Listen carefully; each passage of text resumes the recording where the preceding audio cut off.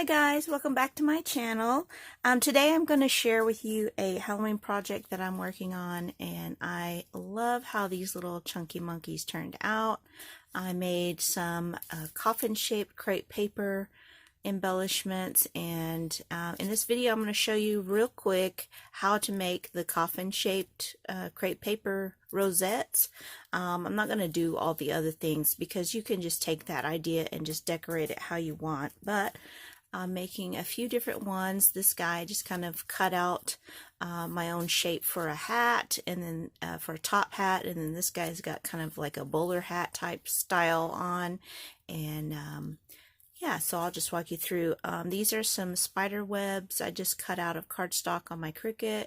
A little bat from the Dollar Tree that I painted with a silver paint marker, a little piece of wire that's stuck into the crepe paper and hot glued. Then we have the crepe paper rosette shaped like a coffin, a little coffin shaped star cardstock there, some tulle from the Dollar Tree it's kind of a spiderweb print tulle from the Dollar Tree last year. And then this little guy here came from Tuesday Morning. It was some package of die cuts, and then I just cut him a background and added some little eyes, and then his hat, and they're all puffed up with some black foam. And then these are from the Tim Holtz baseboards, and then I added some little jimmies from Walmart last year. So I love how those turned out.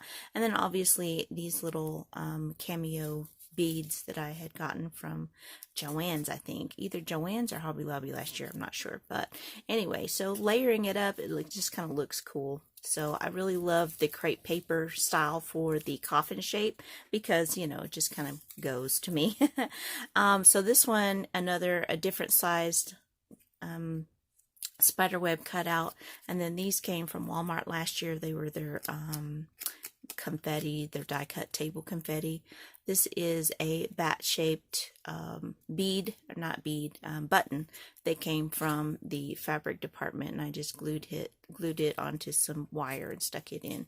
So this rosette is made the same way. It has the crepe paper rosette shaped like a coffin, and then the coffin, and just layered it all back up. Another Tim Holtz baseboard, super thick, heavy chipboard, and you know, the different shaped hat with the inking around the edges. And I just love how these turned out. So really quick, I'm not going to do a whole building of the whole project. I'm just going to show you the crepe paper part. So with most crepe paper rosettes, when you're sewing them together, you usually sew it and then you gather this all the way down in until it's as tight as it will go, usually. But for this one, I left a little bit of space in the middle because I needed the outer diameter of the crepe paper to be bigger, so that when I cut it out, it's large enough. So then we've just got this part here where it gathers together, and I'm just going to hot glue that together real quick. It's very fall-like outside. It's actually raining this morning, and I just push that together. Clear off my glues. Alright, so on the back side we have this kind of fluffy extra edge here. So I just cut that off so that it's flush. Alright, so the next thing, that's going to be the back, but then the next thing I'm going to do is I'm going to get a coffin shape off of the internet. I literally pulled some images up on my computer screen and just traced them onto a piece of thin paper for a design. So pulled this off the internet, so we're just going to glue that down. I'm going to use some hot glue so I can do this pretty quickly. Okay, glue that down, try to get it as centered as you can. And that is going to give the crepe paper some stability so that it's not shifting around and moving while you're trying to cut it. So we're going to do that. And plus this gives you a pattern basically to follow. So you're going to line your scissors up with the edge of that and give yourself about a 1/2 inch. You can make them wider. You can make a real, a chunky one, but I like to give it about a 1/2 inch. And I'm literally just going to cut that off. There's one side. I'm going to do the same thing, line my scissors up with that angle, and then bring it out to the same width.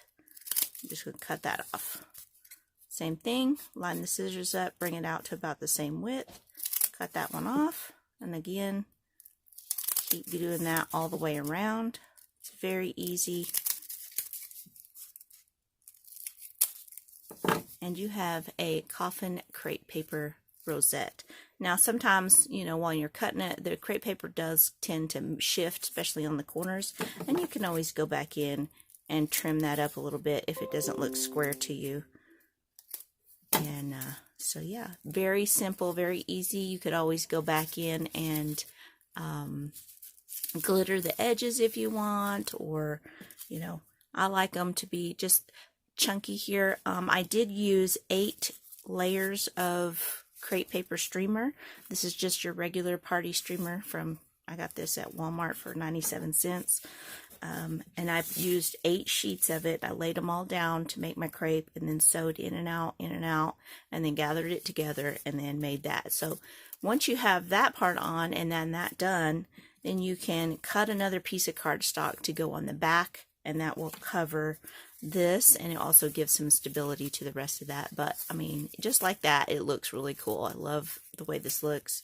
You can make different colors. You can do all kinds of different things with these. So hopefully that gave you guys some ideas, and you guys are getting into the swing of the Halloween crafting season. I'm all about it. It's going to be so much fun. So that's what I have to show you today. Thank you so much for watching, and I'll see you in the next video. Hit that subscribe button. Bye!